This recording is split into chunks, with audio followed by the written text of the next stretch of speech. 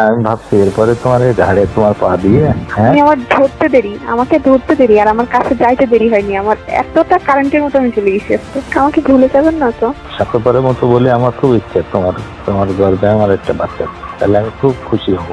মানে যেহেতু কোনো প্রোডাকশন ছিল না, আমি বারবার ভাবছি যদি কোনো ভুল হয়ে যায়, একটা টেনশন মাথায় কাজ করতেছিল। আর ওটা থাকলে আরো বেশি রিল্যাক্সে করতে পারবো।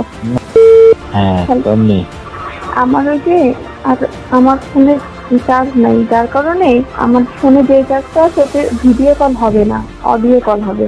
অডিও হবে, ভিডিওটা আর আসবে না। তুমি শুধু আমার বেশি প্রশংসা করছো, তোমার করার সুযোগ দাওনি। তুমি অনেক সুন্দর, তোমার এই ফিগার অনেক সুন্দর। ফিগার নিয়েই পড়ে থাকলে আর কিছু আর বলবে না। হ্যাঁ না, ফিগার অনেক সুন্দর, চেহারা অনেক সুন্দর, এত বড় টল ফিগার। আমার লম্বা মেয়েদের পছন্দ বেশি। হ্যালো হ্যালো, শুনছি।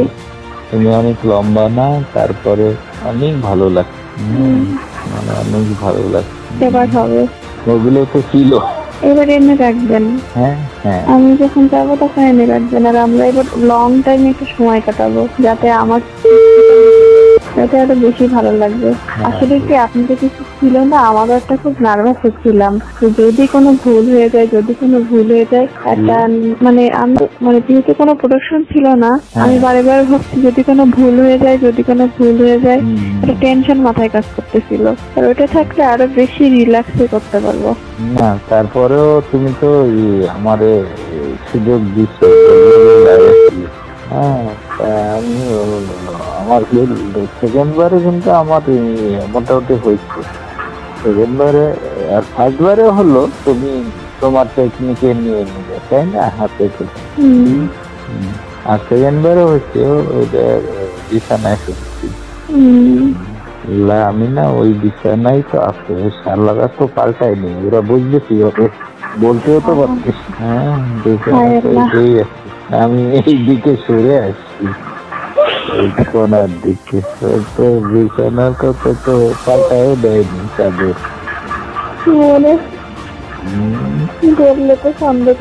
হ্যাঁ সেটাই বলছি, কালকে একটা বুদ্ধি করবানি, আগে থেকে ফেলে রাখবানি, বলবানি যে চাদর পাল্টায় দাও না কেন, চাদর ডেলি পাল্টাবো, এই বলে দিল।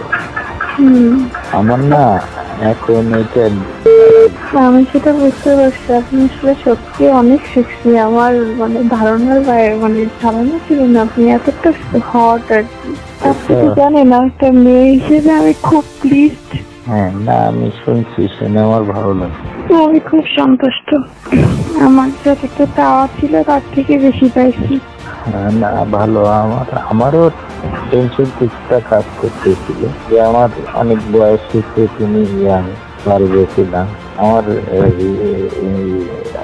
যন্ত্রটার সাইজও কিন্তু ভালো না। ওরকমই তো হয় ছেলেদের, আবার কেমন না বড় ছোট হয় না, ঠিকই তো লাগলো। আমার ভিতর তো ঠিকই আছে। হ্যাঁ, আমি ভাবছি এরপরে তোমার ঘাড়ে তোমার পা দিয়ে আমার আমাকে ধরতে দেরি আর আমার কাছে যাইতে দেরি হয়নি। আমার এতটা কারেন্টের মতো আমি চলে গেছি আজকে। ও হ্যাঁ, এখানে ঢুকেই তো আমরা ওই যে আগের দিন আলাপ করে নিচ্ছিলাম না, এই জন্য আগে। হ্যাঁ ঠিক আছে, আমাদের বয়সের ব্যবধান আছে কিন্তু জুটি ভালো। আমার তো মনে হলো না যে কোনো ব্যবধান আছে, কোনো ব্যবধান বলে মনে হলো না। আপনি যে সেক্সি, ও অনেক। আমি আপনাকে, আমার এখনো মনে হচ্ছে যে কেমন একটা যেন হচ্ছে আমার সমস্ত শরীরের মধ্যে। অনেক মজা, মানে এত মজা, তা কি বলবো, মানে অনেক সুপুরুষ একদম। যা ছিল তার থেকে আমার বেশি ধারণা হইল। যখন তোমার ফ্রি দিন হবে না, ফ্রি হবে, তখন তোমার ওটা আমি ভোরে দিয়ে দেবো। তারপরে দরকার নেই রিস্ক নেওয়ার। না, ফ্রি দিনে ভোরে ফেলবো একেবারে। আমার আসলে কখন কোন সময় হচ্ছে তো, মানে আমার ডেট অনুযায়ী হচ্ছে না, এই জন্য একটু সমস্যা ঝামেলা লেগে গেছে।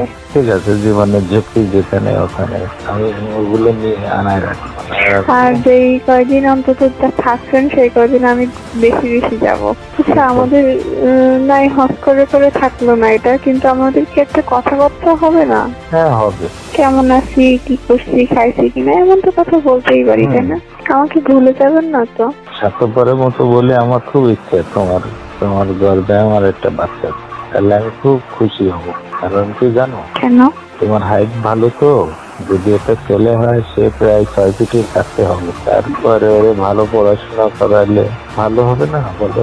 আর আমি তোমার পাশে লজিস্টিক সাপোর্ট থাকলে তোমার বাচ্চা তো ভালো বড় অনেক সুন্দর হবে। এটা দেখায় সব কিছুতেই তোমার ভালো হবে। আমারও তোমার দিয়ে অনেক অনেক কি হবে। তোমার নাও না একটা বাচ্চা করে।